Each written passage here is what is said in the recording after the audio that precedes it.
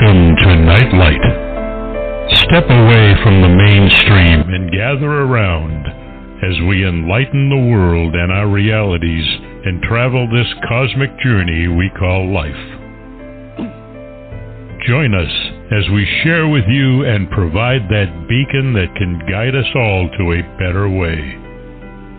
Explore with us as we examine a metaphysical montage of spiritual insights, covering everything from the mundane to the magical, UFOs to unicorns, and everything in between.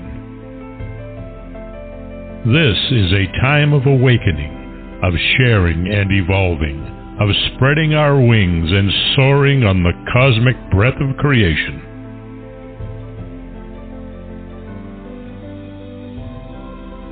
Come and join with other light-minded spirits as we weave our lights together to seek understanding, enlightenment, and with a little luck, some wisdom.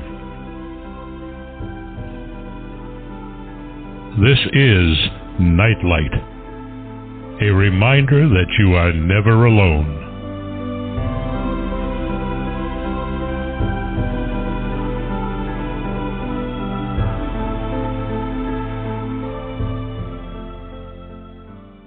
Welcome to Nightlight, everybody. So glad you could join me. I'm very excited about this show. I've been looking forward to it for quite a while. We've had to sort of reschedule, and happily everything's together and there are no technical difficulties except for the intro a little bit. But aside from that, I'm looking forward to today because this is one of my favorite topics and one that I've read a lot about, and certainly Joanne DiMaggio has been with me a couple of times, and her material is so synchronistically attuned to mine that it's always a pleasure to have her on the show. I keep forgetting that we're actually doing a show when I'm talking to her, and that's probably the best way to do an interview. The book we're going to be talking about partially today is The Inner Light, How the Beatles Planted the Spiritual Seeds in Our Souls. And it comes from personal experience of hers, which is really kind of very, very cool. From 1964 to 72, she was president of the Beatles fan club. 15 years later, she began pursuing a career as a past life researcher and therapist. In those ensuing years, she always wondered how she, a Catholic girl from an Italian-American family living in Chicago's South Side, went from being passionate about the Beatles to becoming passionate about reincarnation research. Did anything happen during the heyday of the Beatlemania that may have planted a seed, leading her to an esoteric career long after the group disbanded? She revisits the past to answer the question and tries to discover how Beatles influenced not only her own spiritual journey, but the spiritual journey of countless other fans. And I have to admit, until recently, I hadn't noticed how synchronistic so much of their material was in planting seeds in our lives with their music. And I'm not sure that they even knew they were planting seeds. So welcome to the show, Joanne. Finally, we get to talk about this. I'm so excited to be here, Barbara. Finally, the universe is in alignment with us so that we could chat. Yeah, I mean, I just, when I go back and I look at your book, and when I look at some of the other books that I have, read to do interviews with that touched on the Beatles in one way or another, none of them actually even touched on exactly what you touched, and that's the fact that they planted spiritual seeds in all of us who grew up with their music, loved their music, and still listen to their music to this day. So how did this all happen for you? The seeds were certainly planted early on when you were the president of their fan club, but at the time, I find it really interesting that you were the president of the fan club, yet you really didn't need to see the Beatles. I actually did see them in concert twice, and then I was at the Bangladesh concert, but I never met them, no. And I had no desire to meet them. I always thought of myself as more the behind-the-scenes kind of creative person, and that my job was that like a reporter for the universe. It was like I was gathering information and then, sending that out to people. So, plus I had a lot of my own insecurities. I was afraid in many ways to meet them. I thought, what if they don't like me? Or what if, especially John Lennon, he just scared the bejesus out of me.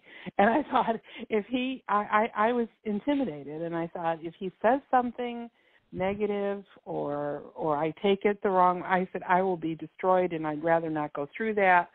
So I just kept a very low profile, which is sort of ironic to say that because, eventually I had the official Paul McCartney fan club, and eventually I became the national chapter director for Beatles USA Limited, which became the official Beatles fan club out of New York. So, I evolved, you might say, in those very formative years, 64 to 72. Well, I can remember that time frame because I graduated from high school in 62. So I had friends who, when the music came on the radio, they screamed, and I didn't find anything that was screamable, but the thing was, their music had a message, and I don't think any of us realized the messages that were ingrained within them, that are still there to this day, and it's mind-boggling. But what fascinated me was with you literally became a biographer of them. You knew their wives' names. You knew their, I don't know what they ate for breakfast probably. And it's fascinating that you knew so much about them, and yet you were actually intimidated by them. Exactly. Well, back in those days, we had no access to information the way we do today. We had no internet. The only information I could get was what I heard on the radio or read in a newspaper or in a magazine. And by the time I got the information and I put it in my newsletter, which, back then I was typing it on an old Underwood typewriter of my mother's, manual typewriter. It wasn't even electric. And then sending that out to the people that joined the fan club that I had, it was old news. And so, people started complaining, hey, by the time we get this news, we know this already. But it really kind of honed in my skills as a reporter, as a journalist, to be able to dig that information up, research it as best I could, and then disseminate it out. So I was doing a monthly newsletter from the time I was 14 years old till the club ended, and when I was 22. And like I said, throughout that whole time, I was just relying on information that I was getting from other sources. So, everything that we did back then was old school. Obviously, we didn't have a database. I had 3x5 index cards, and everything went through the mail, and I kept track of people's paying dues. Eventually, when I was national chapter director, I was keeping track of photographs that were being sold.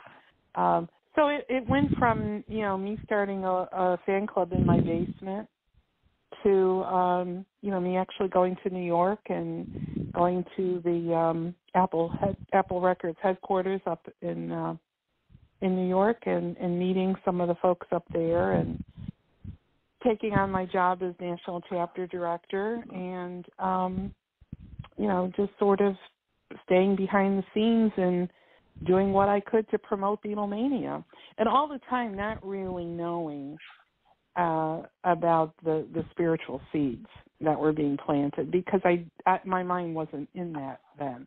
I had read books about spirituality before the Beatles came out. When I was like 9, 10, 11 years old, I was reading books about Edgar Cayce and by Ruth Montgomery and Jess Stern and all the writers of that early era. And I read a book about The Search for Bridey Murphy, which is the first reincarnation book I read.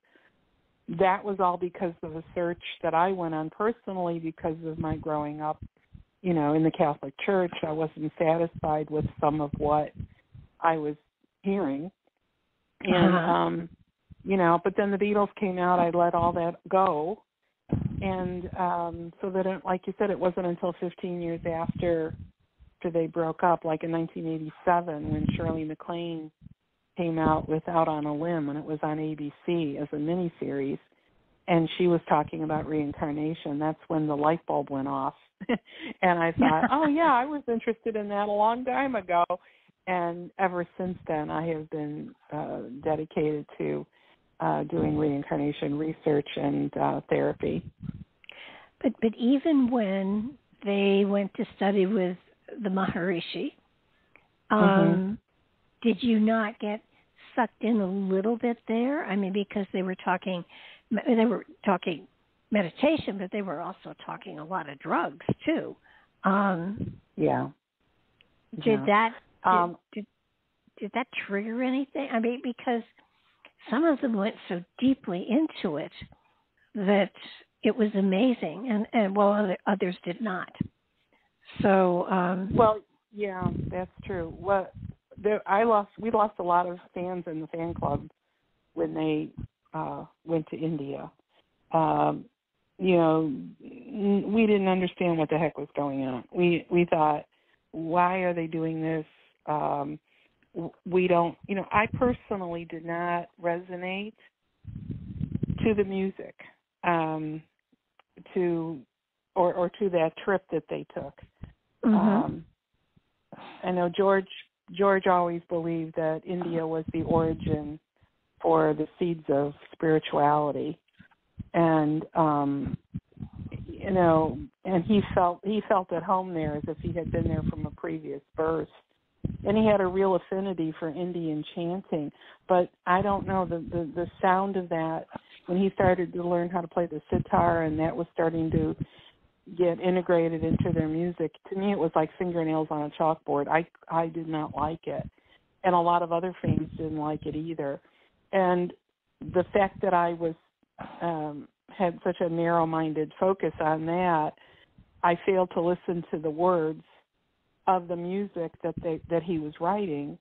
And had I listened to the words, I would have understood a little bit better about what direction they were going.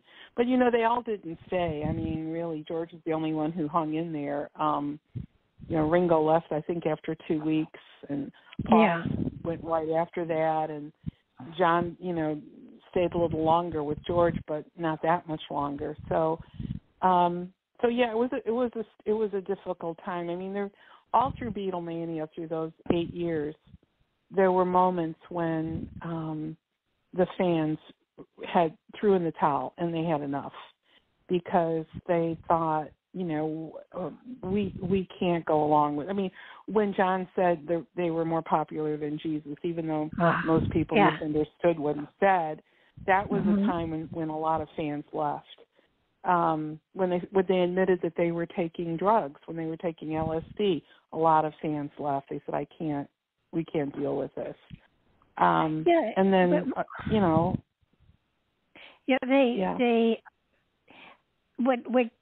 what really impressed me so much about them after the fact, not during the time, because some of their songs I thought were wonderful, and then some of the songs I thought they had to be high when they wrote this, but the reality was they truly were channeling to a certain degree, and it, they were opening those creative portals that were so amazing. And I think a lot in interviews afterwards, after they broke up, and many years later, some of them would say, well, the words just came, and the music was inspired, and I do believe that they were a vehicle for spiritual awakening on some level, and certainly, like you say, planting spiritual seeds in people's consciousnesses to eventually grow or not. But I mean, some of the music. I think that, you know, I teach something that I call soul writing, which is writing in an altered state of consciousness, and a lot of that I learned through the Edgar Cayce readings, and I studied that. That was actually my the topic of my thesis when I got my master's degree, and the process of doing soul writing is what I teach people. And when I was doing the research for my book, I was absolutely amazed when I was reading about some of the work that John did and some of the work that Paul did, that their process was similar or identical to this process of soul writing. For instance, John, when he wrote Across the Universe, he said the lyrics came to him while he was in bed, and he said the words were purely inspirational, as if somebody gave them to him. And he thought he was acting as a medium between himself and whatever the source was of the inspiration. And similarly, when he wrote Nowhere Man, he said that it came from his subconscious while he was in this quasi-mediumistic way. He was resting, and the words of the music just came to him, he said, out of nowhere. He was aware that he was receiving a vision, and he just felt compelled to write all that down. And similarly, Paul said that about the song Yesterday.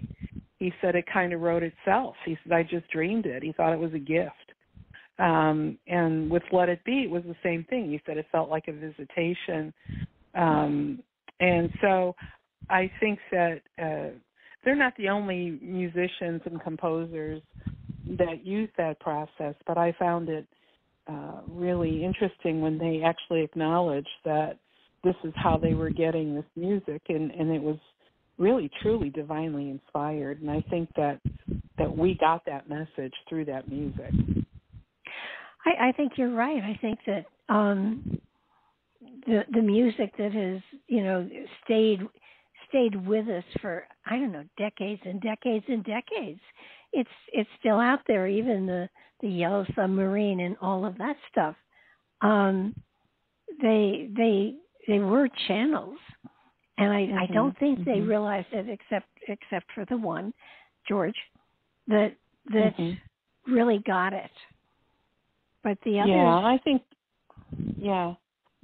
think that later on they came to understand, you know, that they must have been together before, that this wasn't the first time their souls were together. And because, you know, they do have references to quotes about reincarnation that's in their music, and you know, and references to karma, and you know, and they used meditation and visualization in their careers.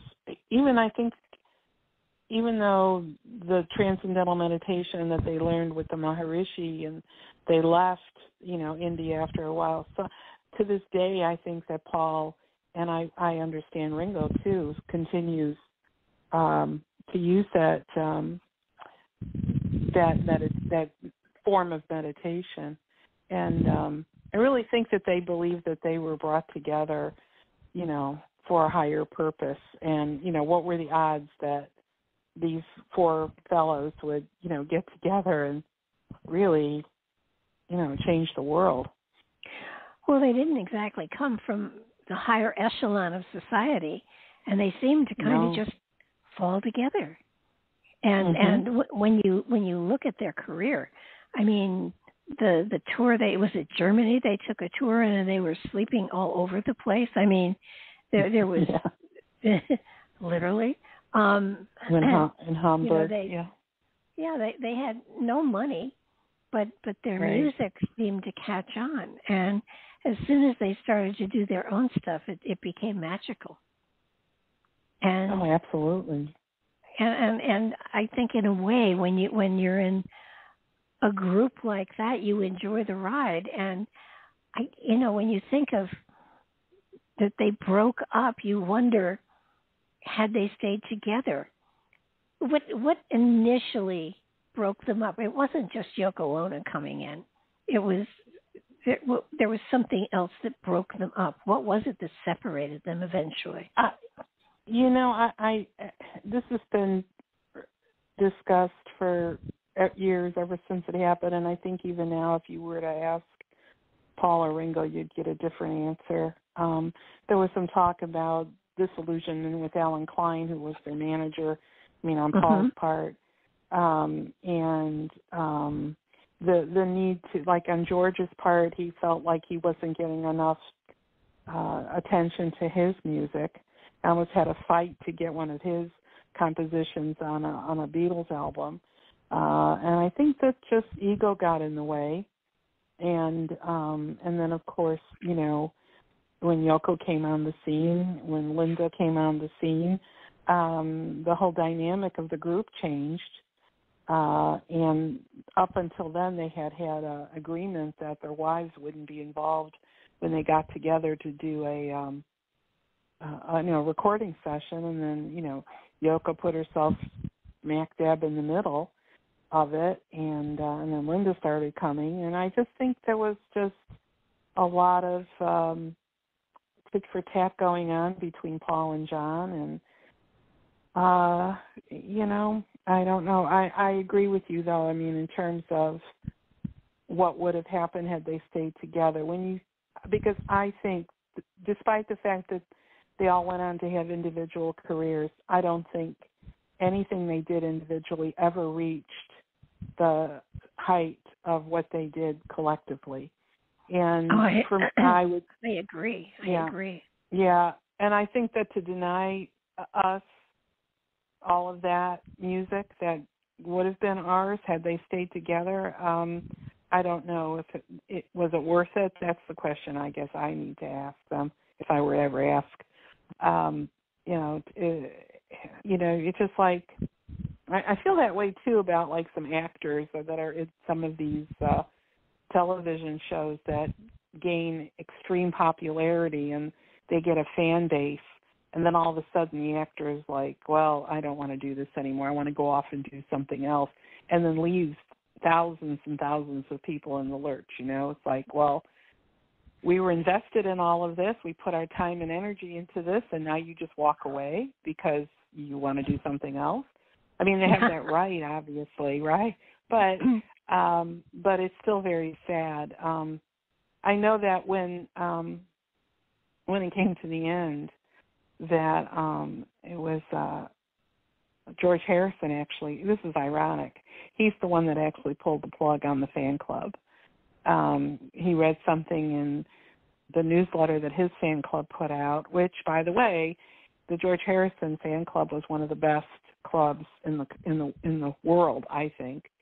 And they had a lot of social commitments that they made. They had adopted a child, I think in Thailand. They had a cancer fund that was set up in honor of George's sister. They had our mother, I don't remember which, and then they did the Bangladesh fund. So they were doing a lot of really good things. But something appeared in one of the newsletters that George read, and it upset him. And he went to Alan Klein and was like, "Why? There's no more Beatles. Why are there still Beatles fan clubs?" Not understanding that a group could stop performing together, but their music lives on, and so does the admiration of the fans, right?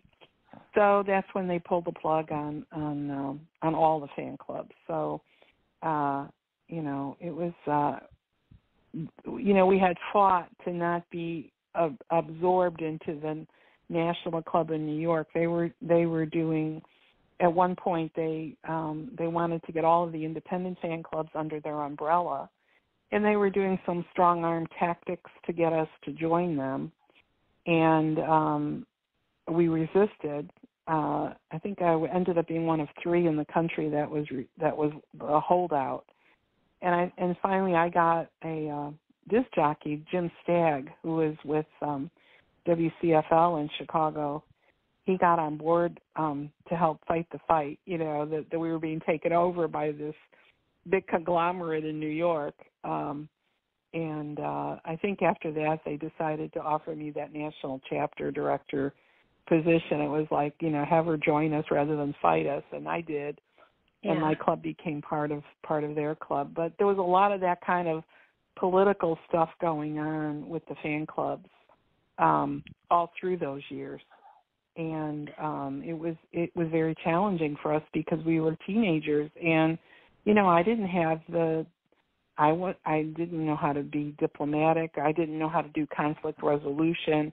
I mean, I had to learn on my feet pretty quickly, and those were all wonderful skills that I brought forward. But it wasn't always a bed of roses, believe me.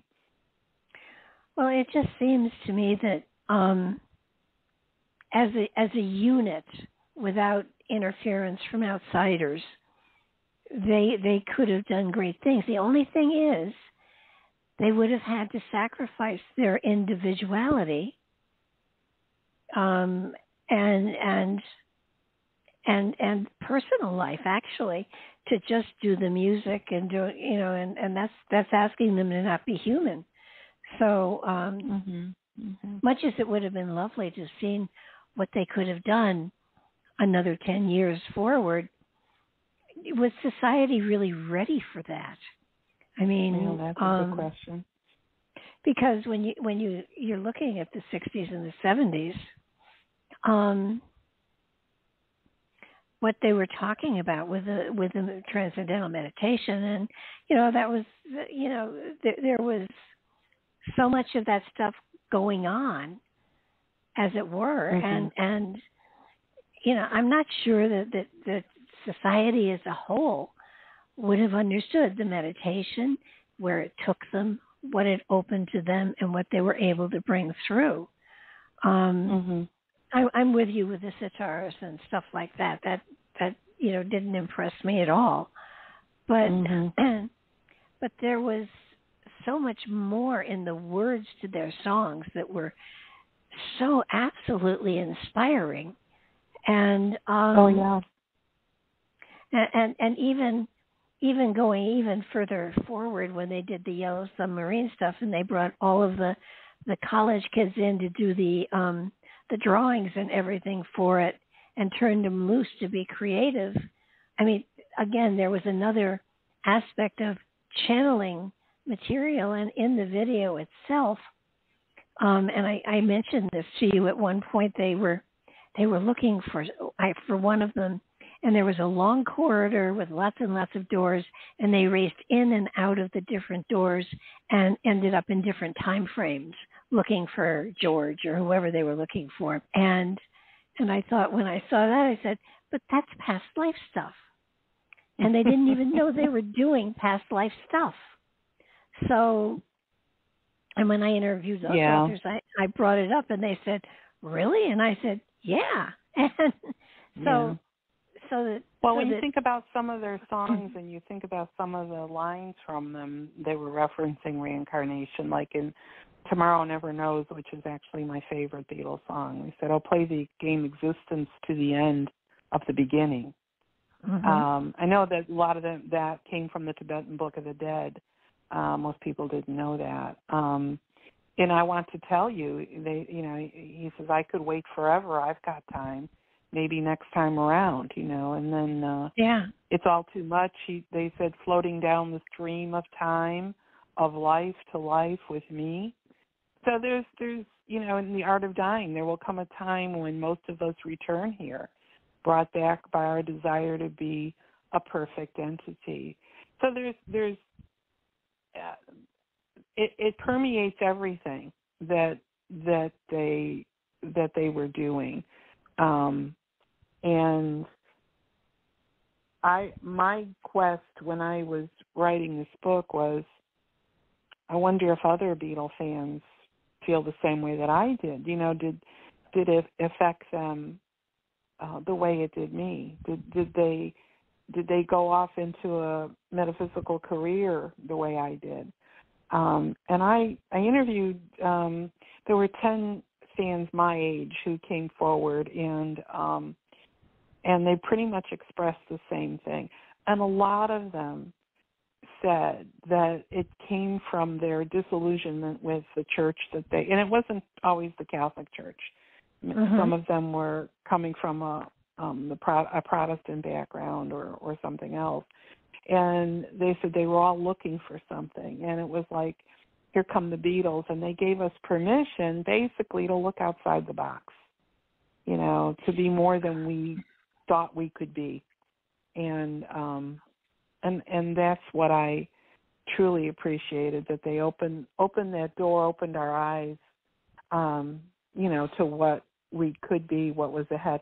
And I had no idea, even later on, after they broke up, like, for instance, I had no idea how deeply John was interested in things like numerology and tarot and astrology and reincarnation and all of that, you know, because I wasn't following him as closely after the breakup that I was before, you know, when I had my fan club. And so when I went back to do research for my book, because I went through about 50 or 60 Beatle biographies, and I quote a lot of authors, other authors in my book, and I was really surprised at how deeply involved John was.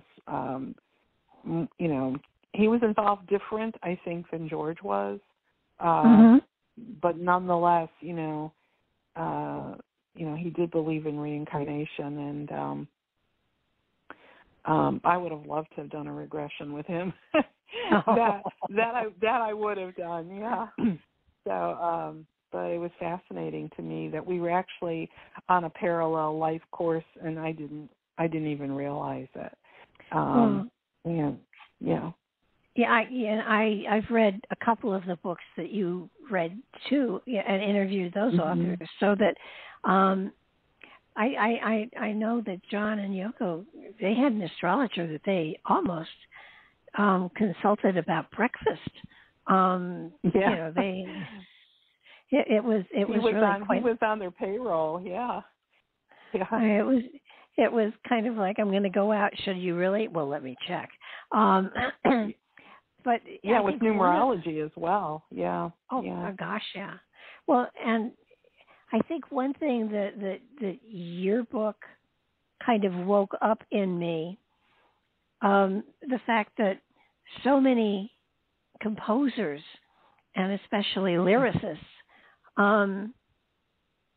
have channeled spiritual wisdom into the culture without us knowing it. And I think one of the songs that hit me immediately was Till There Was You. You know, there was love all around, but I didn't know its meaning till there was you.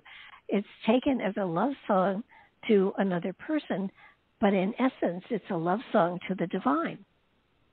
And if you take that perspective and put it into a lot of the music, especially from the 40s, a lot of that music has that message in it, and a lot of the country western music also has that undercurrent there, if you know what you're looking for. So that artists have been inspired without knowing it and putting spiritual messages out there, none to the degree that the Beatles did, that I can tell.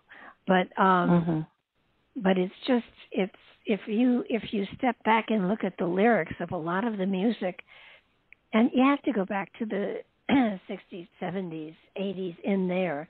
That's where the biggest chunk of it is. But it's there. Yeah. Right. And others were doing it as well. Paul Simon was doing it. The Moody Blues were doing it. You know, you don't hear too much of that in today's music, unfortunately.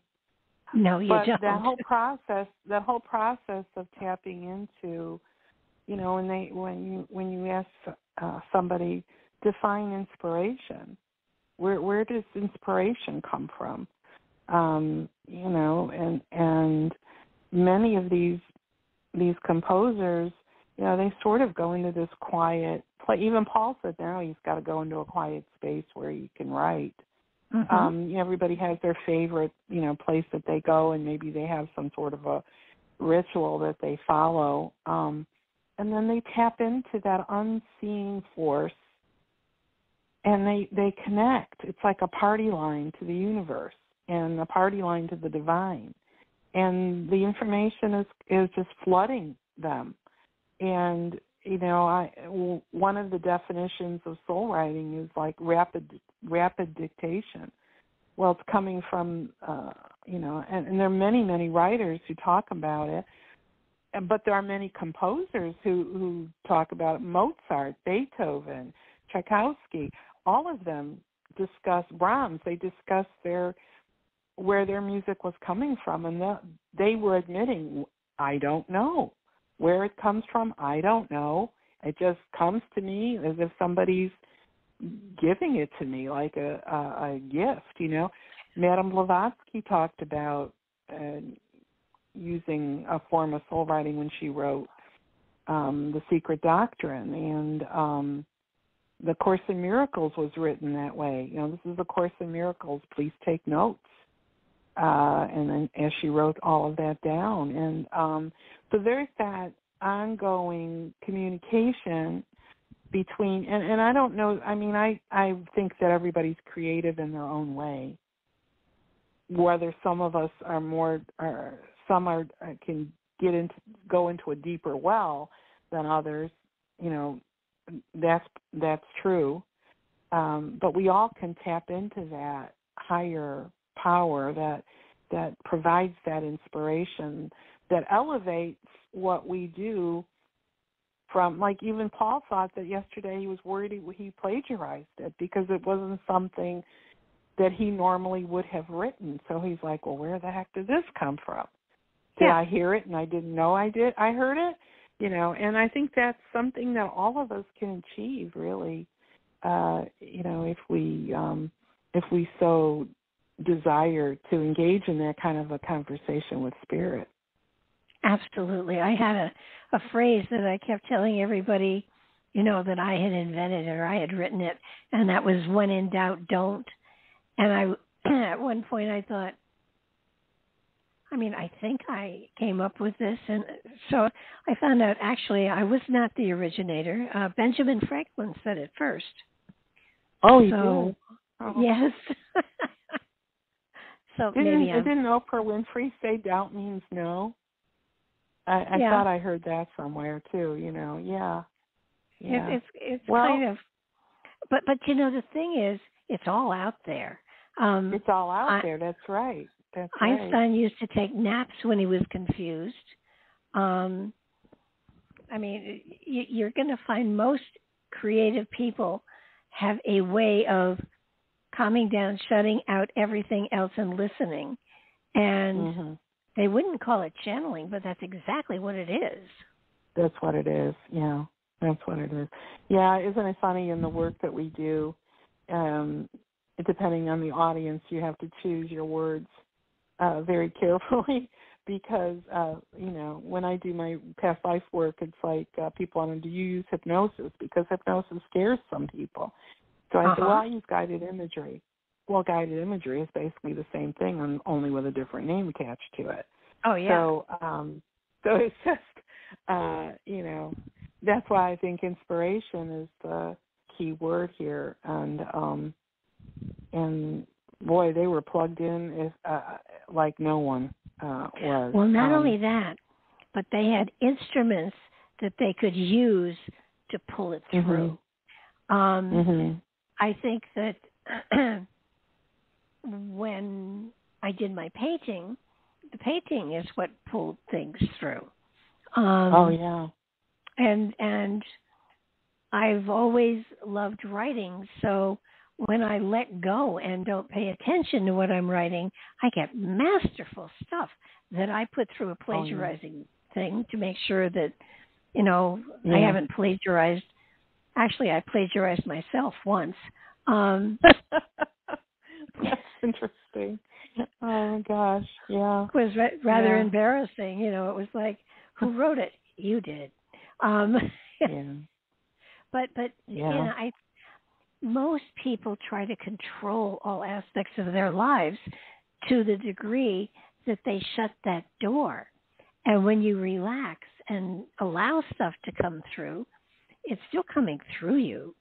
And it's maybe not of you, but it's through you, but it's something that you've brought through. And they had that modality, and a lot of people don't have a creative aspect to help open that door.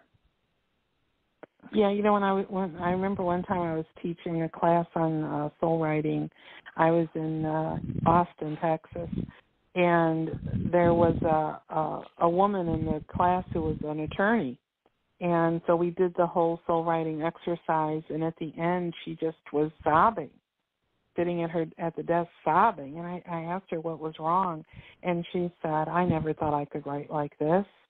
Well, she was a very analytical, rational person who did not allow herself to open up to the creative forces to be able to write that way. And so in my teaching them how to do that, she found a whole different aspect of her creative ability that wasn't there before. And I know for myself, in my early years, I was in advertising, marketing, and public relations, so I was doing a lot of commercial copywriting. And I know that the tone of that writing was completely different than when I went into a meditative state and I put the pen down on the paper and I waited for the message to come through. So that's why I say, with the Beatles, with Paul, and with John, probably George to a certain extent, although he never really talked about, or I couldn't really find that many quotes from him about his writing, what do you call it, discipline, I guess. Yeah. The way that John and Paul talked about it. But I'm sure it was the same thing with him. I'm sure, because you read the words to some of the music, and it's just so incredibly profound. And I really do think George, his intent was to plant a seed. He was hoping that the things he was saying and sharing, that's all he wanted to do toward the end, was just to share, what he had experienced, what he had uncovered, and what a difference it was making in his life. So I'm very grateful that the years I spent with the fan club and all that I experienced growing up in that whole genre, that it led me to the career that I have today. Oh, absolutely. And I think that it's an important message for people to hear, that while this was their modality, it's something that is open to everyone. Now, you're not all going to be, but you can bring through material that is helpful for your own evolution, for your own growth, for your own development, and that's what we're here to do. And when you go back and you listen to the Beatles' music, the message is there. It's clear as day if you're looking for the message. And if you're not, then you don't find anything. So, that's true, isn't it? It's interesting how that works. Yeah. But the cool thing is, the most important part of all of this is to not think, but to allow. And that's what they were able to do. They were able to shut their head off and just allow somebody to flow through them. And I don't know if the words came first or the music came first, but it doesn't matter. It all flowed together, I guess. But it's. I recently watched Amadeus again, and I forgotten what inspired me, but I had to watch it again. And when he wrote his music, he wasn't doing it an instrument at a time. He did the whole thing all at once. hearing all the different pieces in his head and writing them down. There was never a correction in any of the material he wrote. It was perfect. And I think he was, I don't want to say stupid, but because he was young enough to not think about it, he created a flow that was natural until he passed away. But he passed away very, very young. Right. And once again, there we are, denied what might have been had he stayed with us longer. You know, it's very interesting, and I think that the whole message of this is available to everybody. It isn't just given. I mean, well, some people are elevated. The information they're getting is, maybe at a different level, but there's still the availability to each of us to be able to tap into that. When I'm teaching this class right now on soul writing, the aha moments that people are getting, their lives change, and they understand things that before they couldn't put the pieces together. They couldn't put two and two together. And all of a sudden they're asking Spirit, can you provide me with some information here that I'm not seeing in my conscious state? And then they're getting a message, and the message is opening doors for them, opening their eyes. It's quite powerful, very, very transformative. So when somebody at the level of a Paul McCartney or a John Lennon or a George Harrison then puts that to music and downloads those words for us, it's like plugging into a wall socket. I mean, we just go through the roof with it. There's no way of describing it. Do you think that maybe because they were a unit and all plugged in, do you think maybe they burned out early because of it?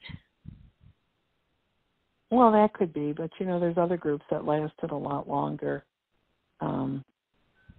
Stayed together. I don't know. Here, the thing about the Beatles is that they were four individual exceptional musicians. You take any one of them out of the group, and they were still, a lot of groups.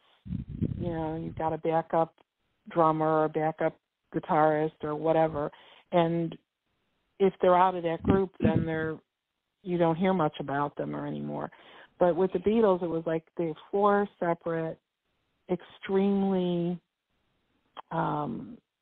gifted individuals, and they each had their own agenda.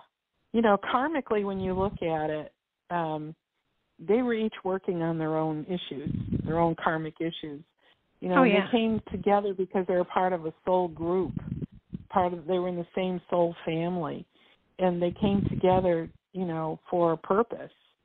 But within that group, they each had individual issues that they were working on, and that's where I think the conflict started to come up, because in the beginning, all that energy was going toward the success of the group and the excitement of making the music together. And then later on, as these issues started to bubble to the surface, I think then they were like, they were each feeling a different way about each other and about what they were doing and about what they wanted to do. And I think that started to tear at the fabric of the foursome. But if they had continued for another 50 years, I mean, there would be a Beatle church by now, I would think. Oh, yeah. But what's interesting, Barbara, is that I'm finding that there's the new generations coming up are as interested in the Beatles as we were. When I hear about young teenagers really getting into the music, I have to sit back and look at it and go, wow, talk about staying power. I tell my children, and I said, I wish you had grown up in the 60s. I wish you had experienced the 60s. I said, because you have no idea what what was going on, what we were going through, and the music that was helping us get through that, because it was pretty traumatic. Oh yeah, it was exciting. It was traumatic, and you know, not to be critical, but I mean, here we are, 60 years later, we're still listening to the Beatles music and still enjoying it. I don't know 60 years from now if they're going to get the same enjoyment out of the music they're listening to the way we did. I don't, there's never been anybody like the Beatles since they came out. I can't even anticipate that there ever will be, you know, that made that kind of a mark on all of us. And, you know, it's just, it's just phenomenal. That time frame, well, I mean, look at Eleanor Rigby. Oh my goodness. Mm-hmm. That song actually, you know, it haunts me. Does it really? Yeah. And there was another one, not by them, but by, I forget now. Because Alone Again, naturally. I mean, there were songs in that time frame that had meaning, that told a story. And today, I mean, in my car, I'm tuned into the Elvis station because I know all the words to all the songs. My son said to me, you know, why? And I said, it takes me back to high school. I drive down the road and I'm a happy camper. You know, but there are time periods with music that there was extraordinary stuff going on. I mean, earlier in the 30s and 40s, the Gershwins, you know, their music was amazing. And but you know, you look at today, and I can't tell you the names of any songs or any of the music that's out there because, very frankly, I just don't listen to it. But there was something about Elvis, and there was something about the Beatles and now Elvis didn't write his own stuff, so you know, it doesn't really count. But the Beatles material was just so phenomenal and so unusual, and it came through so strongly, I guess, because they didn't expect anything. To have something just flow through them was really cool. So they were perfect channels, and the fact that they sang beautifully together. When you listen to their harmonies and their you know, their instrumentation and all of that, you know, that sound cannot be reproduced. And that's one of the things I missed when they broke up. When you listen to Paul and John singing, or George, when their voices blended together, there was nothing like it. And I don't care what they went on to do after that; it just never reached that level. I'm surprised that they didn't realize that and make some effort. You know, let's get past this petty stuff and just do music. Let's just enjoy the purity of the music and that we made together, and get the ego out of the way, and then just do it. Just do it for the beauty that it was and the inspiration that it was. But that didn't happen, so but you know, we have to hold on to what we did have. But what part of it is, they were all struggling financially. And, you know, when you know, the hungry artist concept here, that's when masterpieces are created. And when you have a great deal of money flowing to you all over the place, you get lazy. Yeah. So that's true. So it's a matter, I think, of there is that need to reach deep in order to create something that will sell, without understanding that not only were you creating something to sell, but you were creating a message for all time. So that, and if they had gotten into the fact that they were creating messages for all time. I mean, come on. Nobody's ego could withstand that and be humble. That's Not true. when They couldn't see it though, at that point in time. Well, when their manager died, didn't things start to fall apart? Exactly. He was really the glue that kept them together, almost like a father figure to them. And then when he died, like, who was going to take care of all that stuff? They didn't really have anybody. And the people that they did have, I don't think they necessarily had their best interests at heart. So they were lost, very much lost after Brian died. And you could just see things starting to unravel. How many songs did they actually write? Oh, I have no idea. It had to be a few. Hundreds, a few, I would Barbara. think. Well, you kind of wonder. It's sort of like, what is their book? I mean, what is their total creative expression bundle? How big is it? I mean, I can identify some songs, not all of them, but Well, I mean, are you talking about Lennon and McCartney? Or are you talking just about them individually? See, that's as the a thing. group. As a group. The only group I would say was just John and Paul. It wasn't really the four of them. Can't be credited for writing the song.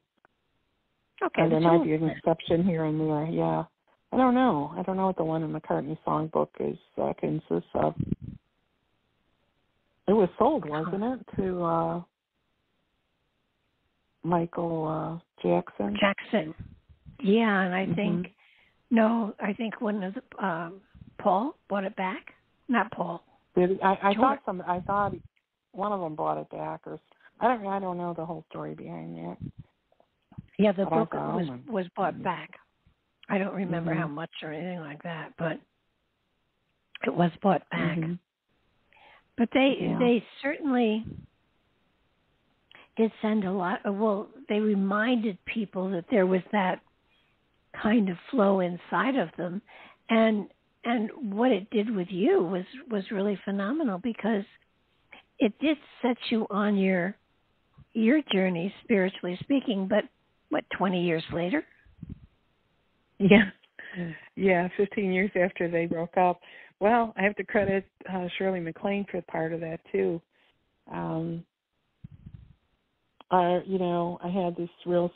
a real strong sense of reincarnation growing up, and actually, some of the music of the Moody Blues lended itself to that. They had one, I Know You're Out There Somewhere, and I was fascinated by that whole idea, and then revisited the Beatles music with that in mind. That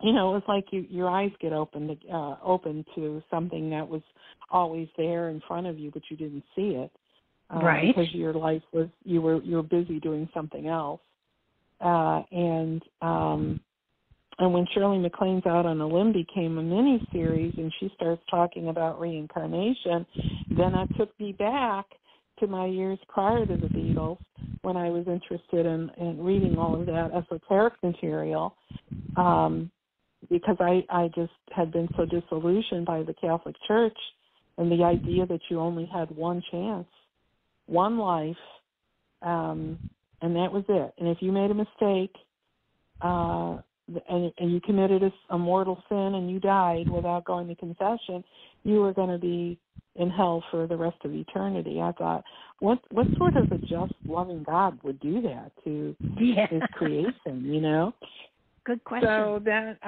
So all through school, and I went to 12 years of Catholic schooling.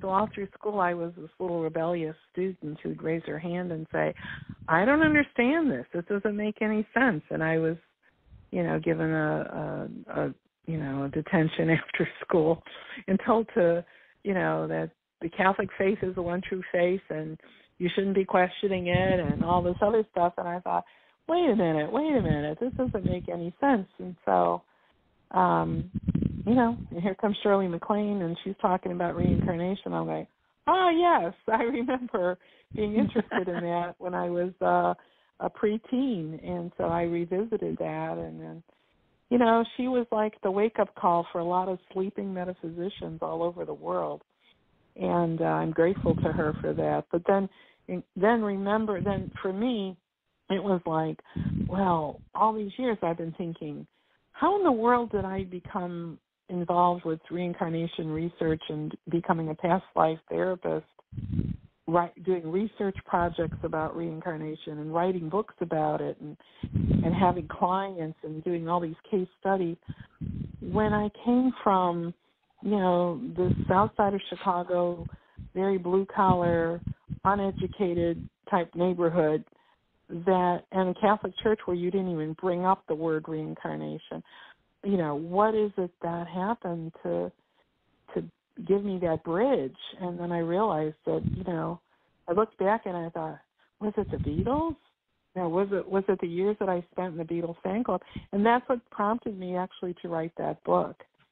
And I went back and I was rereading the newsletters that I had written. I saved all those newsletters from 1964 to 1972, so I was going back and revisiting them. I was looking for clues. You know, I was looking for something that would say, you know, yeah, this is how it all started. This is where it began.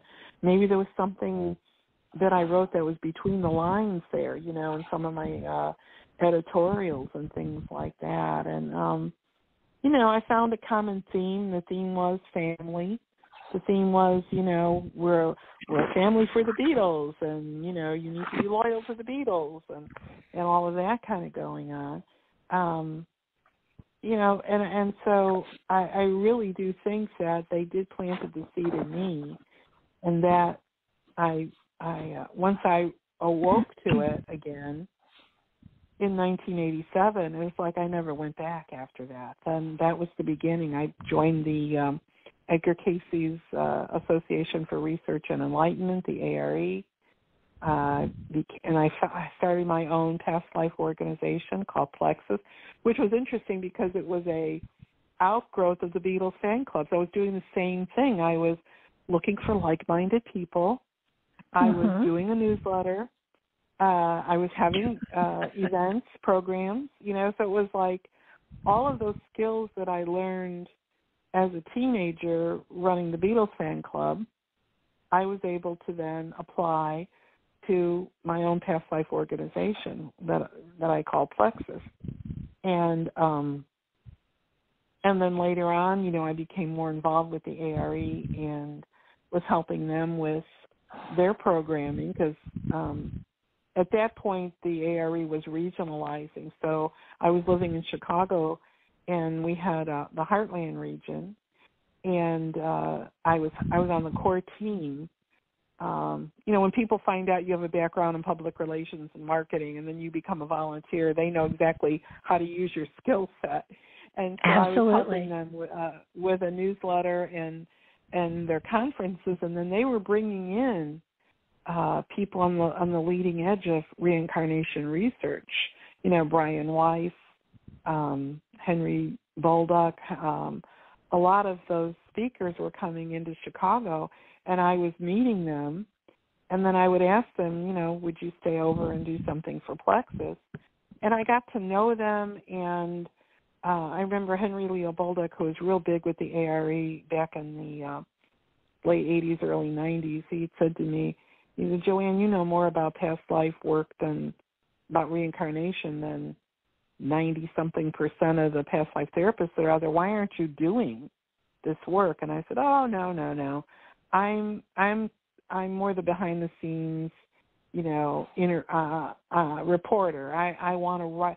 I want to write about what's happening. I want to write about how transformative this is, and then spread it out. You know, share it with everyone. He goes, no, you should be doing this yourself. But I really, really resisted that for the longest time. I didn't see myself in that role, and then finally I gave in and I got my hypnotherapy certification, and I was so grateful because then it took my work to another level, because then I started to do regressions with people, and those became my case studies, upon which I developed research projects, and all of my book now are really come out of those kind of research projects. So I'm really grateful. It's interesting. You watch when you look at your life when you reach a certain age, and you look back and you look at all the different milestones, and you can see how one thing built upon the other, upon the other, upon the other, to bring you to where you are today. And so I'm very grateful for even for some of the things that were unpleasant that I went through during the Beatle years and then beyond. But that skill set enabled me to develop my own skills as a past life therapist, and I use that to this day. I'm working right now on a book about soulmates, and so doing some research. I'm calling it Soulmates or Cellmates, because I think a lot of people don't know what the true definition of soulmate is. They have this impression that it's always this romantic partner that they're yearning for, and it's not always that, people. So I'm doing I'm doing research project with people's doing regressions and stuff like that. So I love my work. It still excites me that I haven't really, even none of us have really tapped into its true potential. But certainly we have the roadmap, so to speak, and I think the Beatles' music was part of that roadmap. It was for me, and I know it is for many others as well. Well, I know that I know at least one person that has done the past life regression with you, and I know he said it was so enlightening that he went in with one intent but came out with answers to other questions. And I think that's something that people have to understand too, that Spirit will give you what you need to hear, not what you want to hear. And exactly. Especially when you're doing past life work. That's a magical time.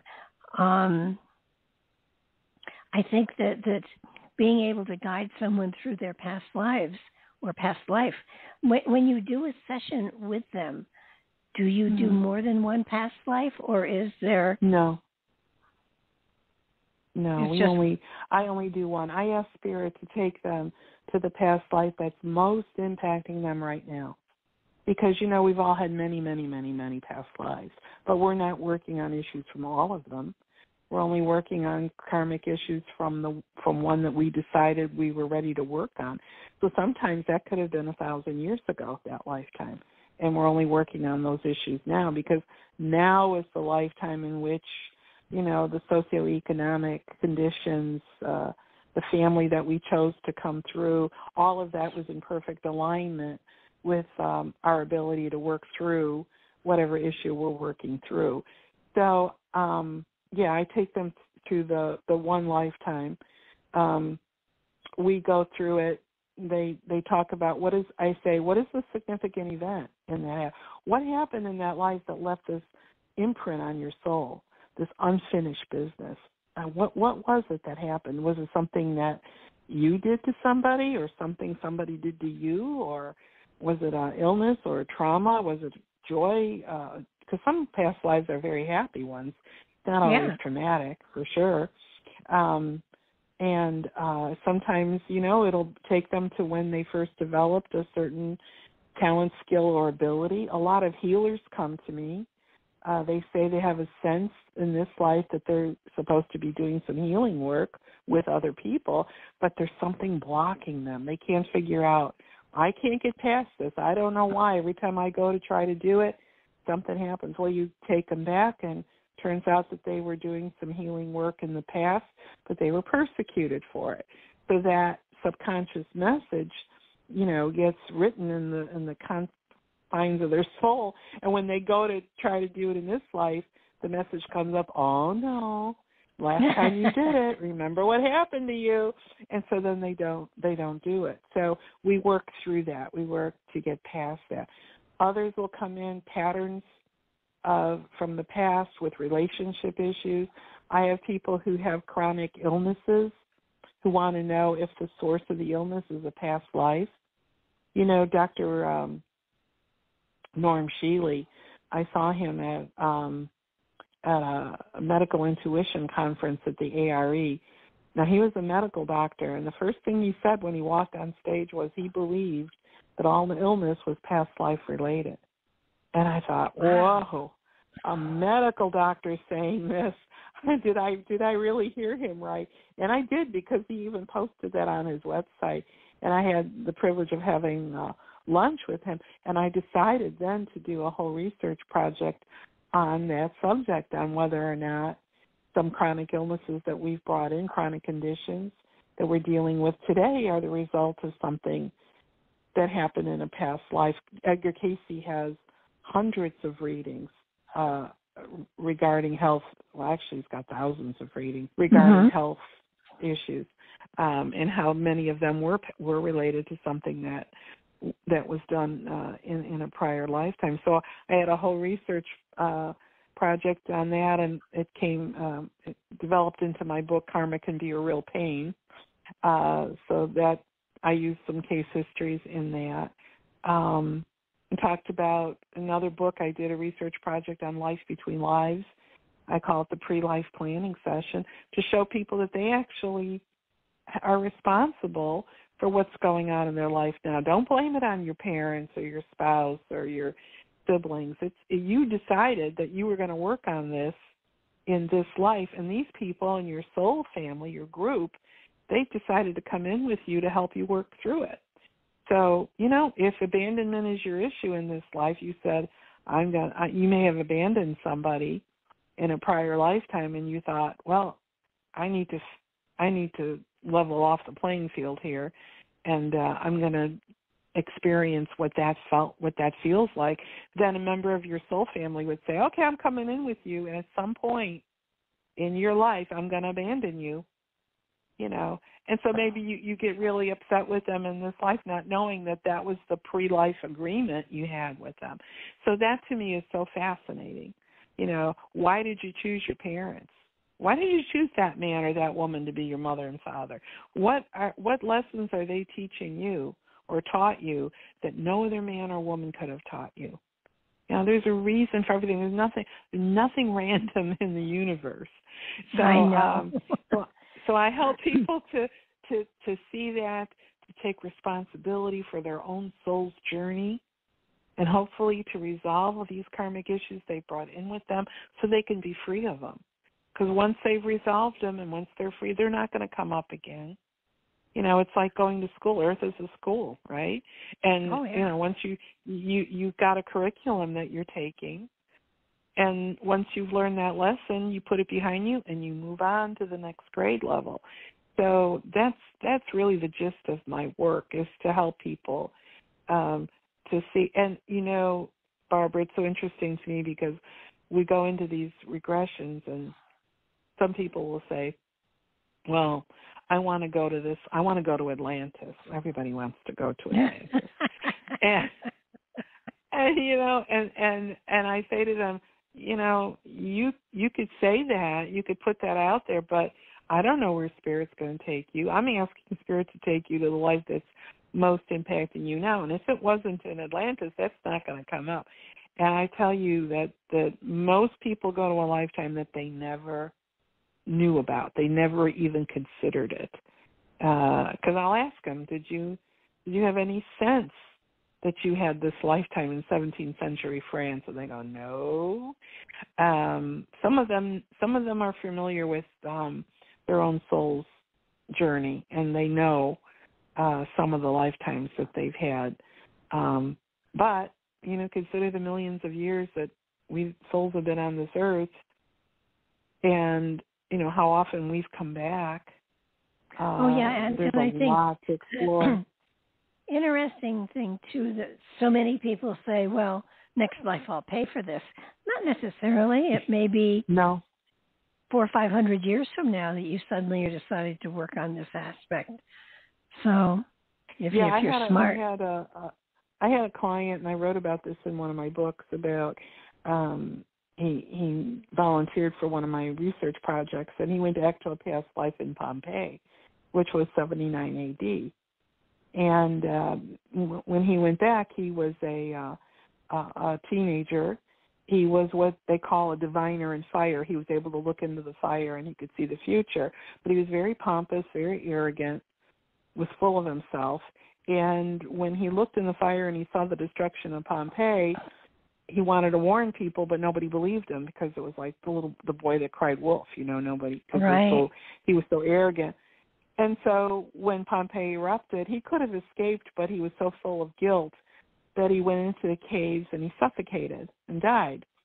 So here we are in, I don't remember what year it was, maybe 2012 or something around there, and I'm doing the regression. So we're like almost 2,000 years later, right?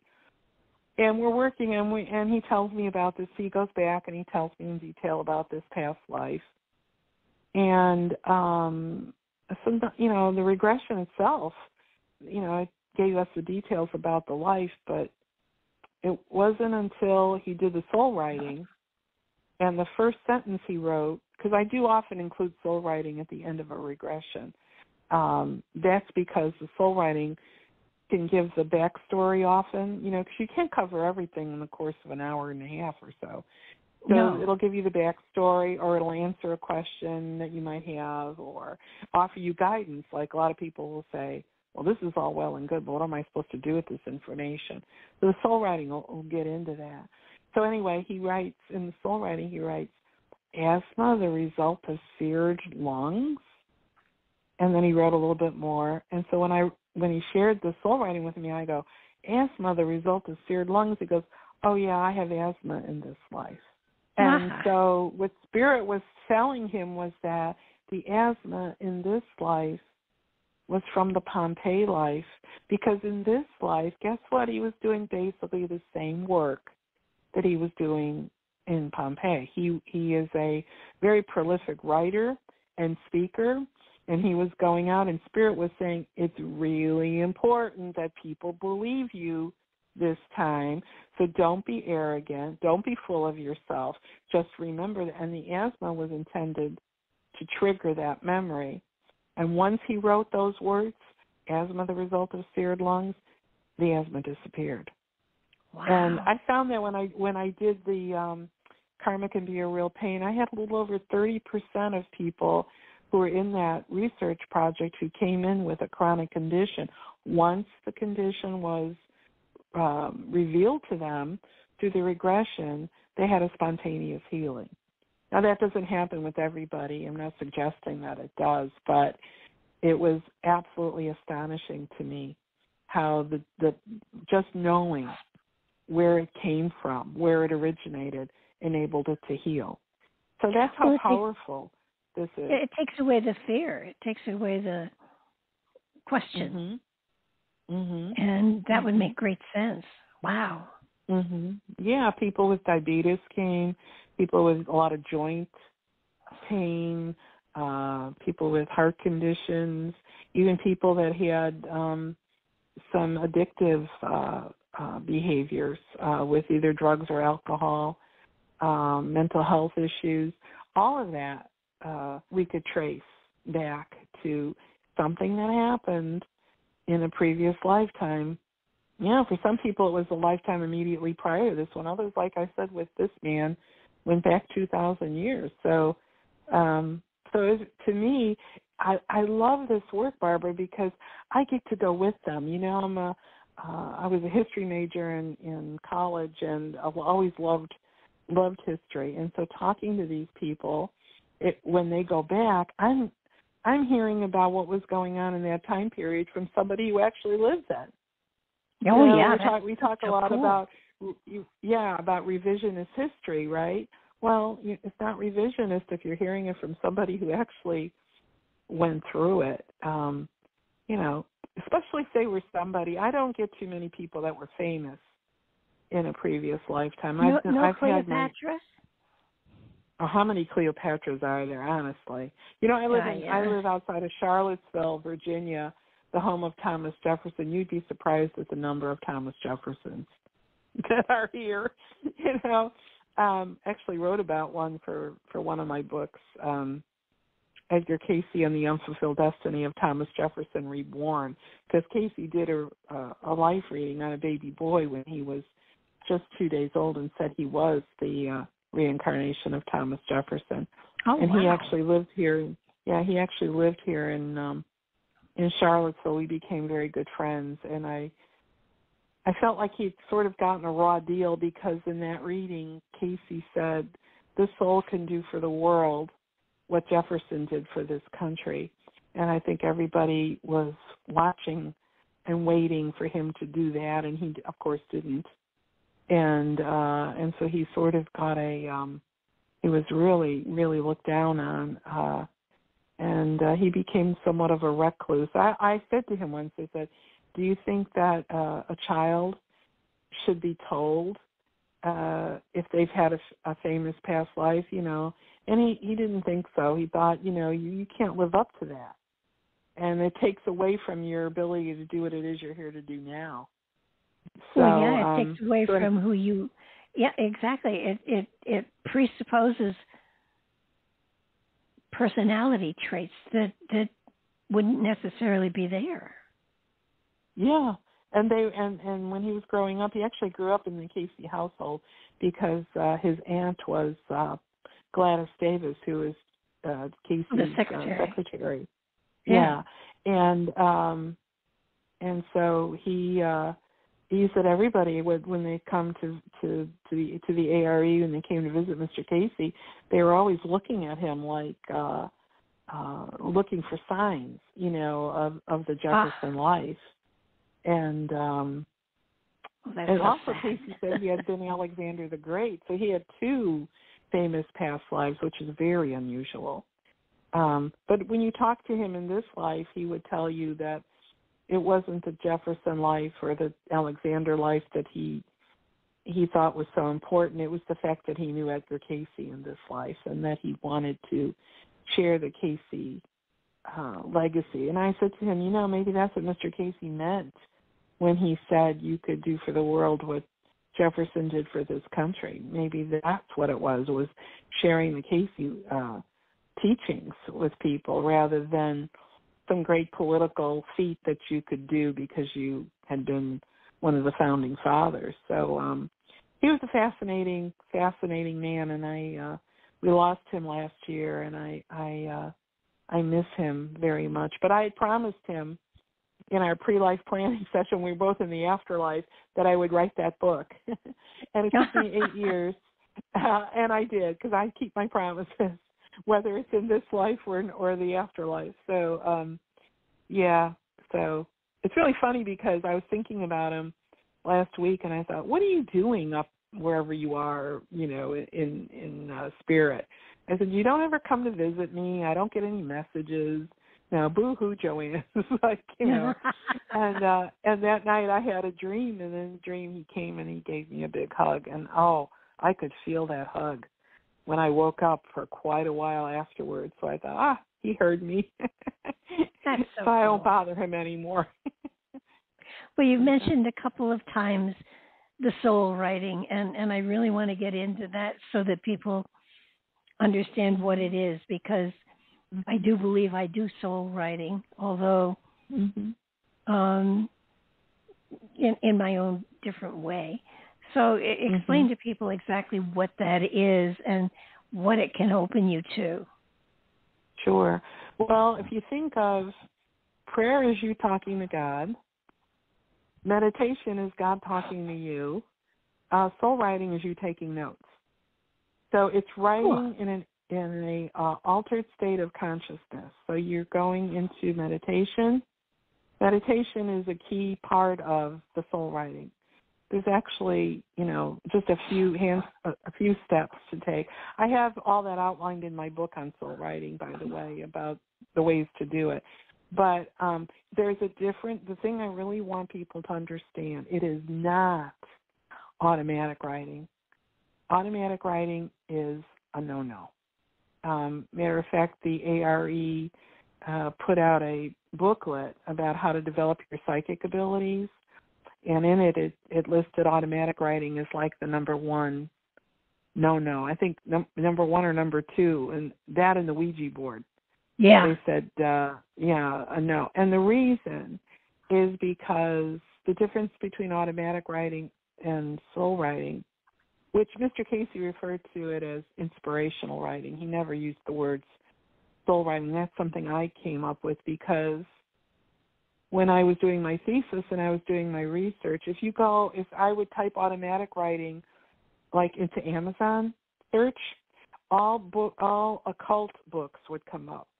If you type in inspirational writing, all Christian genre books would come up. And I thought, well, neither one of those actually explains what this is, the way Mr. Casey intended it. So I started to do some research into it and to see what the difference was. The ARE has, Edgar Casey's son, Hugh Lynn, wrote a book called Venture Inward.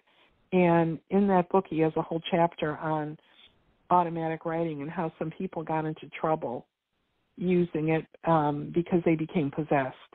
Because when you're doing automatic writing, they're skipping steps. They're skipping saying a prayer of protection. I always say a prayer of protection and surround myself with white light before I do anything with spirit. And that's one of the main things you do when you're doing soul writing. I always include that. Just see yourself, when you're meditating, see yourself in a bubble of light, impenetrable bubble of light. Nothing can get in. And say a prayer of protection so that nothing but your highest and best will come to you. With automatic writing, people skip that step. And so they open themselves up because, there are lower level energies, influences out there that are looking for a way in. And if you don't protect yourself, they're gonna get in there. With automatic writing, your handwriting changes from the way you write in a conscious state. With soul writing, it doesn't. It's the same. Many times with automatic writing, you don't know what you're writing until you're done writing it.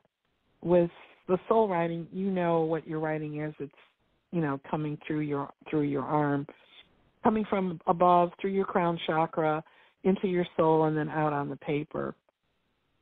So there's a lot of steps. I have a side-by-side chart of the difference between them. And if anybody wants it, by the way, they can just shoot me an email at joanne@joannedimaggio.com, and I'm happy to send a handout about soul writing.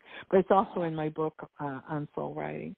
So basically, it is writing in an altered state of consciousness, connecting with your higher self, with your source, the creative forces, angels, whatever maybe your spirit guide, whatever you perceive that's working with you, and it's like a 24-hour, 7-day-a-week phone home card to spirit.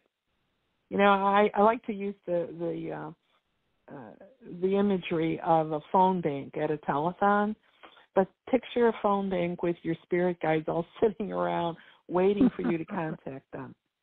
So their job is to give you some guidance. That's what they're there for. But if you never contact them, they're just kind of sitting there, twiddling their fingers going, when is she going to call?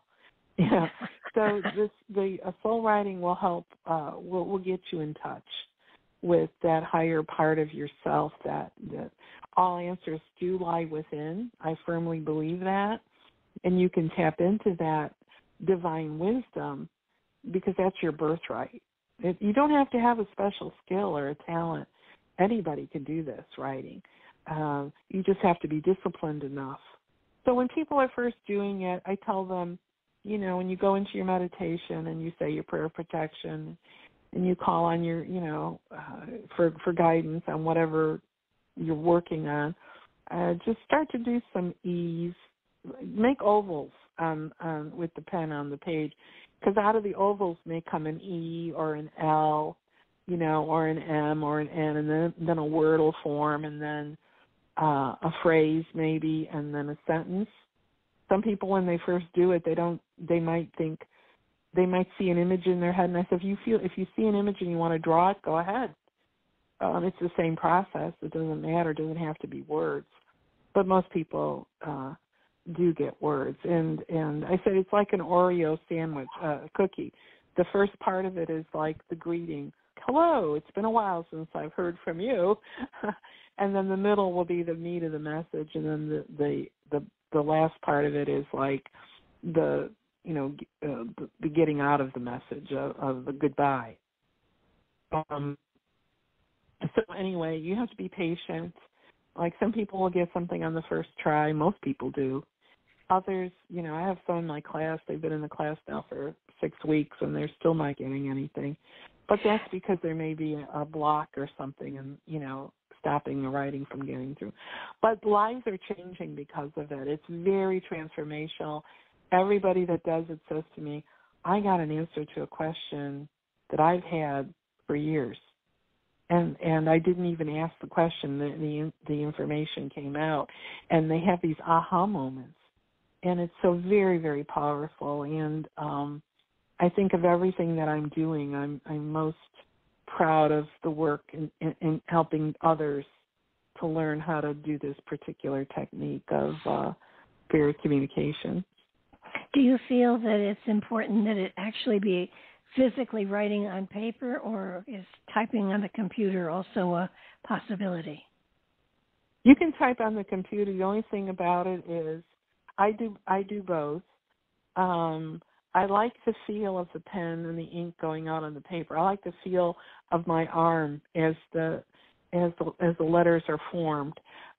If you're doing it on a keyboard and your eyes are halfway closed because you're in this meditative state, if you shift over just a tiny bit and you're not looking at what's going up on that screen, you're going to get nothing but gibberish. Well, then you're typing in tongues. That I didn't. I haven't experienced that. But what I do is I write it out and then I'll transfer it because I tell people, don't stop to dot your I's or cross your T's. Don't worry about punctuation. Don't worry about spelling. Sometimes the pen never even leaves the paper. It's like an old-fashioned typewriter, You're writing, you get to the end of the line, and then it just swings back to the next line and keeps going, line after line after line. When you go back to transcribe it, that's when you can fix the grammar if you so desire, or, put in those commas and the periods where they belong. I don't worry about that. It's the message that's most important to me. So if the letters all run together, I'll figure it out when I go to transcribe it. And I also tell people, I said, put it away, pick it up a little bit later, and read it, because the message will change as depending on where you are in your spiritual development. So what you're going to hear today, months from now, it will mean something completely different to you. So, remember when Julia Cameron did The Artist's Way, and she talked about writing the morning pages. It's similar to that. Yeah. So it's just very powerful, very, very powerful. And definitely something, and I think consistency is the important thing. You don't do it once and expect, a masterpiece. Yeah. It would be nice. But so it's a matter of being consistent and patient with yourself. And it's very much like, when water is seeking wherever it's going to go, it's a teeny little trickle. And the more it trickles, the more volume goes. It does create a channel. And then it becomes larger and larger, and then you get more meaningful material the longer you work at it. Oh, yeah. There was a time when thought I'd ask Spirit. By the way, you get different teachers coming in depending on what question you ask. So the more profound the question, the more profound the teacher that'll come through. And I remember one time I was thinking to myself, I wonder what the difference is between universal laws and the Ten Commandments, because I had heard all different numbers in terms of how many universal laws are there. I had heard anywhere from 50 to 200. And I thought, well, which is it? So I thought, well, who am I going to ask? I'll ask Spirit. They have the answer. So I sat down and I had actually a class on my front porch with Spirit for 2 weeks. They took each one of the Ten Commandments. They explained it to me in terms of, this is why it was written at the time it was written. This is what it really meant. This is what it doesn't mean. And there's a whole chapter in my book on soul writing about this subject. But the thing about it that really got me was that when I first was asking, the very first day, the message that I was getting something, and then all of a sudden, the message that I wrote was, there is no universal law, thou shalt not. And I thought, wait a minute. I never thought of that. That's not something that came from my consciousness. I never would have written something like that. Never dawned on me. And that's when I knew I was in touch with a higher vibration, with a guide or whoever it was that was coming through with me, because that was such an important lesson, and it stuck with me all these years because it was so true. There is no universal law that begins thou shalt not. But I never would have put two and two together. And that's the power. That's what I tell people. Don't be surprised at what the information you're going to get. Of course, everybody is still surprised, but that's the value of this. It's beyond what we can do in a conscious state. And it's so comforting to know that we're not alone. That I like to tell the story. I always view souls coming to Earth as like little kids with their book bags going to school the first day, right? We're ready to get on that tram to come to Earth school. We've got our curriculum in our backpacks. We know what lessons we're going to work on, right? But right before we get on the tram, it's like Spirit says to us, now wait a minute, little soul, I'm going to give you something, because when you get down there may be times when you're going to need some help, and you're going to ask everybody for help, and you're not going to be satisfied with the answer. Here's a little 24/7 phone home card. Get in touch with Spirit anytime you want, and we will always have an answer for you. And so, but it gets put at the bottom of our book bag, and we forget it's there. But if we resurrect it and we use that tool, that's a tool that Spirit has given us to help us through this incarnation. So I really encourage everybody to learn how to do it and to use it as a part of their regular spiritual practice. You don't have to do it every day if you don't want to, but because I don't. I used to, but I don't now. But it can be such a comfort. It's a comfort for people who have illnesses. To help explain all of that. It's a comfort for you if you've lost somebody, you're going through a grief process. You just never feel alone. You know that there's somebody always there. You may not be able to see them, but you can talk to them through the writing. So it's just the most transformational tool in anybody's toolbox as far as a spiritual advancement is concerned. Absolutely. And when you think of the chaotic times that we're in right now, having a source of stability to help figure out, just what's happening. I mean, it won't tell you what the results of the elections are going to be or anything like that, but it would be nice. But doesn't do that, but it gives you advice on dealing with the situations that are at hand. It gives you advice, and it gives you consolation, too. It consoles you as to the changes that are happening. And we're at a time we're going from the age of Pisces into the age of Aquarius. We're transferring from the age of one level into the age of another level. There's so much going on atmospherically, energetically, astrologically. It's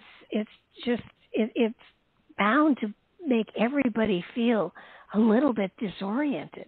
And if you can connect to your higher consciousness or your spirit within, whatever you want to call it, there's a source of stability there that is calming and peaceful and loving. And, will tell you, loving. Yeah, it will not tell you exactly what to do, but it will give you philosophy to apply to whatever situation you're in. And exactly. That's the important thing. That's one of the differences between automatic writing and soul writing, is that with soul writing, you're just getting a gentle nudge. You're getting guidance, Sometimes with automatic writing, there's a demand, because it's written in like first person, like automatic writing a lot of times is I command you to do this, or I'm telling you to do this, or whatever. Whereas with the soul writing, it's third person. It's usually the collective consciousness that you're in touch with, and you're just being guided. It's like, this is a little nudge here, but you have free will. That's the big thing about past lives as well as the soul. You have free will. You don't have to do anything. You can make your own choices. And that's one of the lessons of what I learned when I wrote the book about T.J. Davis, who had been Jefferson. It's like, in this life, he had free will. He didn't have to do, what Casey foresaw him doing. He chose another route completely. So that's an important lesson for people to understand, that at any given point in time, you can change the trajectory of your life. You just make a different choice. That's all. Yeah, but so many people feel controlled and manipulated, and you don't have to be. That's the thing. You don't have to be controlled or manipulated. No, I have somebody in my soulmates research project who feels that her husband is a demon, and that she's being attacked, and that she's looking for somebody to remove that energy. And I'm like, you know what? If you just step back and you look at this, you can see he's mirroring to you a lesson that you need to learn, and that you can stand on your own 2 feet. You can make your own decisions. You could stop this at any point in time, and stop blaming, and take your power back. And so there's a lot of that going on, and I think that when you do the soul writing, you really are getting the encouragement from spirit, and you're getting the direction. Now, whether you do it or not is up to you, but the advice is there, the help is there, it's always there. You just have to ask. They're just kind of sitting at that phone bank waiting for you to call, and so you got to pick up the phone and call them through the soul writing. I think it's a wonderful tool. Wonderful. Now, do you have a book about it, or is it a workshop people take? I have a book. My first book was on soul writing, and the second book is called Your Soul Remembers, which is on how you could use soul writing to access past life information. And then I have a book on karma, the physical karma. Karma can be a real pain, but I've got one on the afterlife, which is I did it to myself again. And then I've got the book on Mr. T.J. Davis, and of course this new one that we were talking about, The Inner Light, about the Beatles. All of them are on my website. They're all available through Amazon. and they're all available. You could read about them a little bit more on my website. I do teach soul writing. Right now I'm teaching a Zoom class through the ARE, but I also do individual classes with people if they want to learn how to do it with me. You could sign up for that on my website, as well as if you're interested in a regression.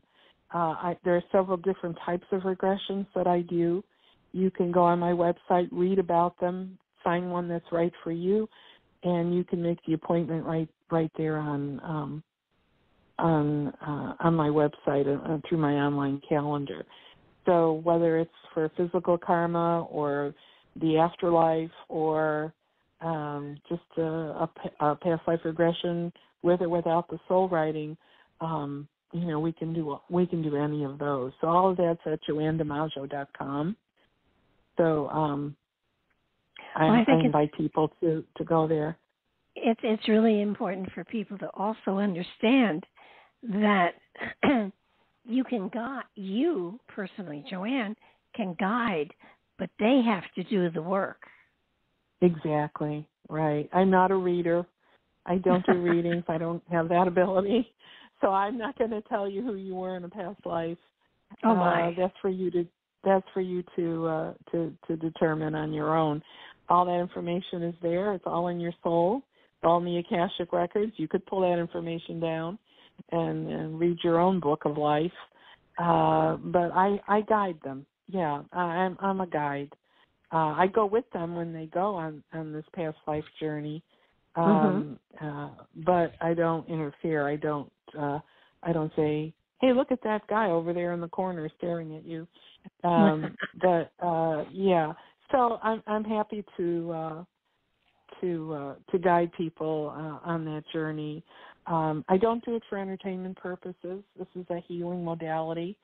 I think it's a divine modality, so I do take it very seriously. But I've been doing this a long time, over 35 years.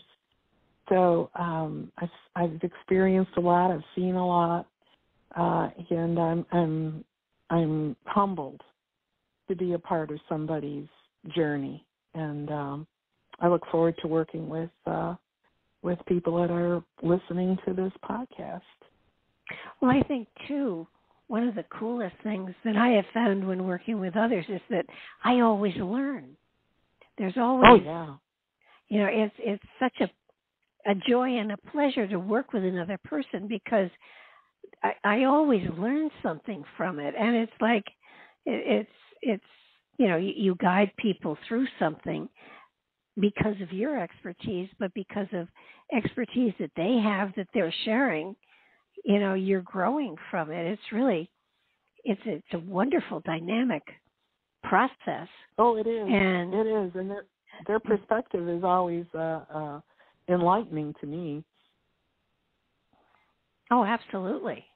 And it's really, it's a growth experience on many different levels that, you will come out of this experience with a lot of information, and it probably will take you months and months to process it all. But as you process it, it opens your channel and your insight and your ability to be a better person and a better companion and a better mother, daughter, sister, whatever. So that life does change. And sometimes it doesn't change as radically or as fast as you would like. But, true. You don't come out and go walk on water unless it's frozen. No. Well, I tell people that once you open the door and Spirit knows you want to know more about this, I said to them, expect to get some bleed through.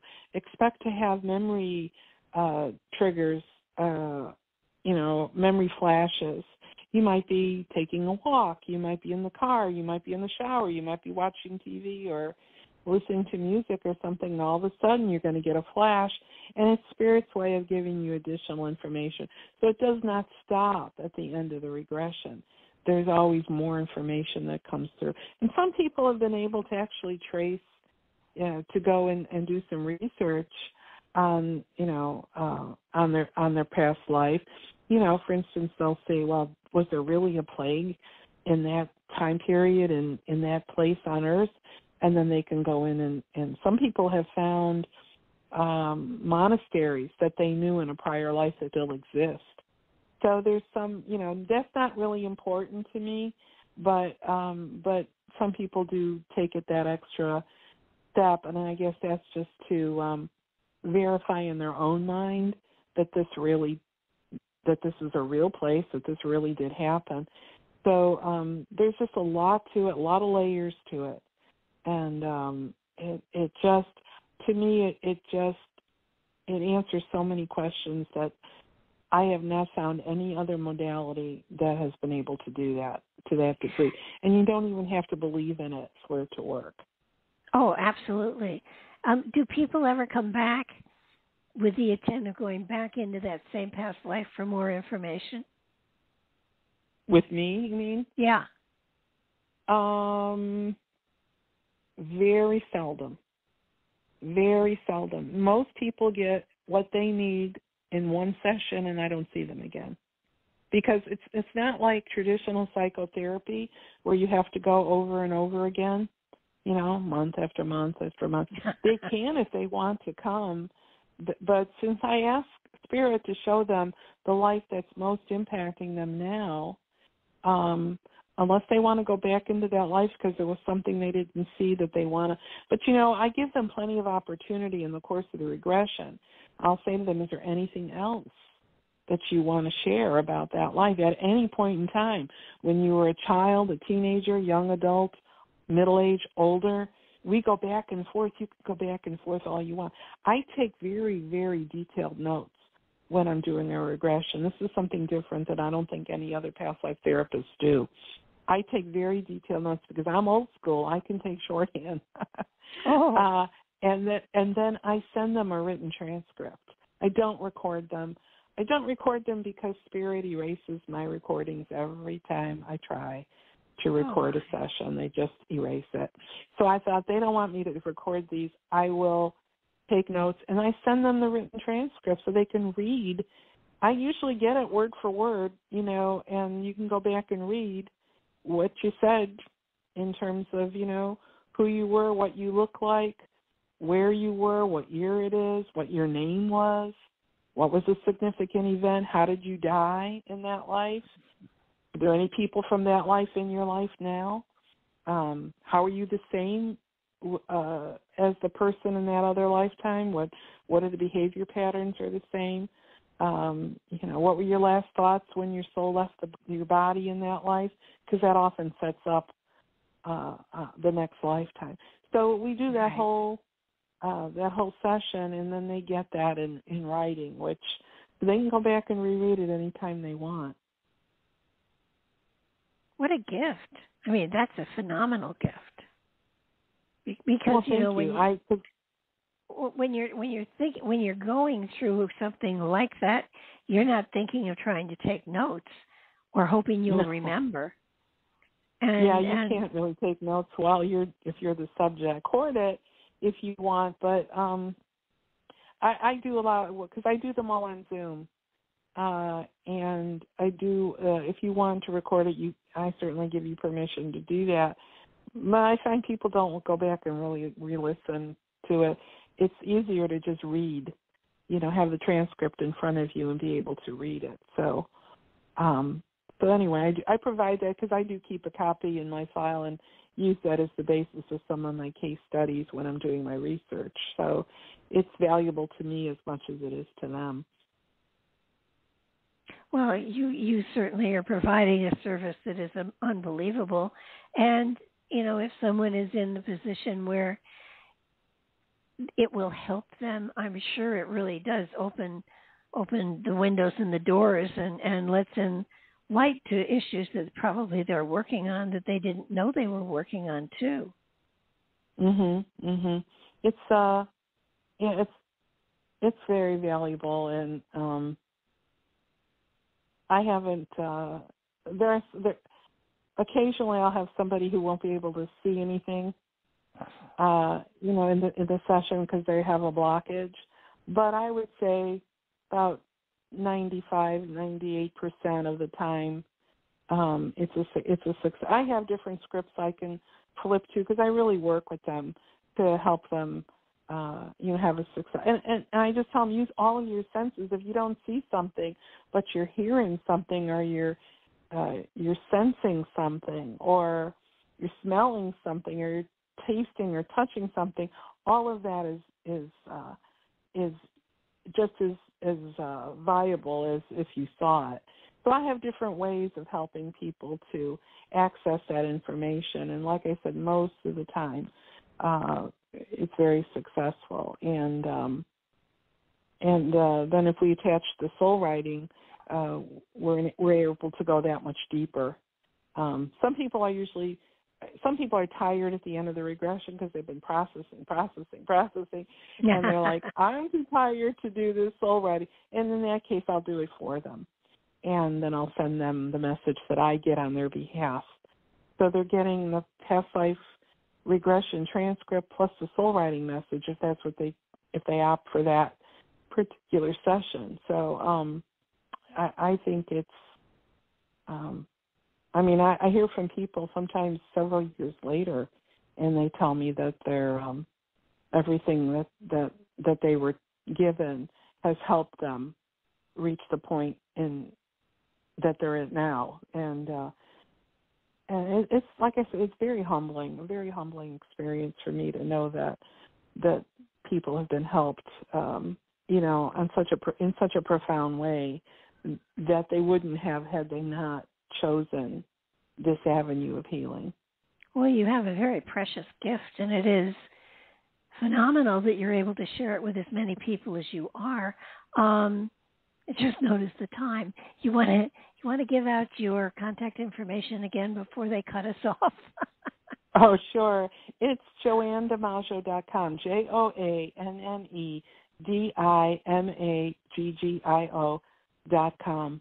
And if you want to email me, it's Joanne@JoanneDimaggio.com. I'm happy to answer every email that I get. If you have any questions, just give me a shout out. I'm happy to respond. Fantastic. I thank you so much for being so flexible in getting this show done. It was so important to me to get it done. So I really appreciate your hanging in there with me so that we could at least get it done and get it out there for people, because I think your material is phenomenal. Oh, thank you, Barbara. It's been my honor to be with you. Thank you for hanging in there with me as well through all of the trials and tribulations we've experienced. So thank you. Well, my pleasure, literally. And I look for your next. I've done 2 or 3 of your books, but we'll look for more, and we'll certainly get you back for whatever comes next. Thanks, Barbara. I look forward to it. Me too. Take care now, and thank you, everybody, for being with us. And check me out. I will be back. I'm around. And check the YouTube channel and the fan page, and also BarbaraDeLong.com. Have a good evening, everybody. Good night.